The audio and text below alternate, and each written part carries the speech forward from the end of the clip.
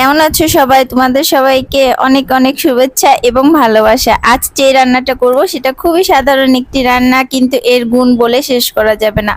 তো এই পাতাটা গ্রাম অঞ্চলে খুবই সচরাচর দেখা যায়, এখন হয়তো বা একটু রেয়ার হয়ে গিয়েছে। তো আমি আশা করি অনেকেই চিনবে, কিন্তু অনেকের কাছে এই পাতাটা অপরিচিত হতে পারে। তো এটাকে আমাদের দেশে বলে হচ্ছে থানকুনি পাতা। তো আমি এটা কিনে আনার পরে খুব ভালোভাবে বেছে তারপর আধা ঘন্টার জন্য ভিজিয়ে রেখেছিলাম, যেন কোনো ময়লা থাকলে যেন ওটা ক্লিন হয়ে যায়। দেন আমি খুব ছোট ছোট করে কেটে নিয়েছি এবং এটার সাথে দেওয়ার জন্য কিছু পেঁয়াজ কুচি করে নিয়েছি, আলু নিয়েছি, আর কিছু নিয়েছি হচ্ছে রসুন আস্ত।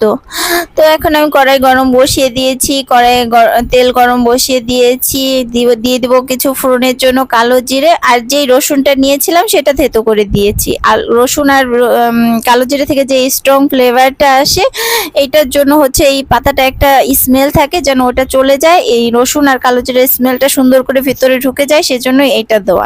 তো তোমাদের যদি পছন্দ না হয় তোমরা স্কিপ করতে পারো, শুধু পেঁয়াজ দিয়েও ভাজিটা করতে পারো। তো রসুন আর কালো জিরাটা দেওয়ার পর পেঁয়াজ দিয়ে দিয়েছি। পেঁয়াজটা একটু সফট হওয়ার পর আমি একটু লবণ আর হচ্ছে হলুদ দিয়ে দিয়েছি, ওইটা দিয়ে একটু নাড়াচাড়া করে এখন হচ্ছে আলুটা দিয়ে দিচ্ছি। তো আলুটা দিয়ে খুব ভালোভাবে মিক্সড করে আমি, তো এই তো পেঁয়াজের সাথে আলুটা আমি মিক্সড করে দিয়েছি, এখন ঢাকনাটা দিয়ে দেব। তারপর হচ্ছে তো আমি কিছুক্ষণ পর ঢাকনাটা উঠিয়ে আবার ভাজিটা নেড়ে দিচ্ছি যেন নিচে লেগে না যায়।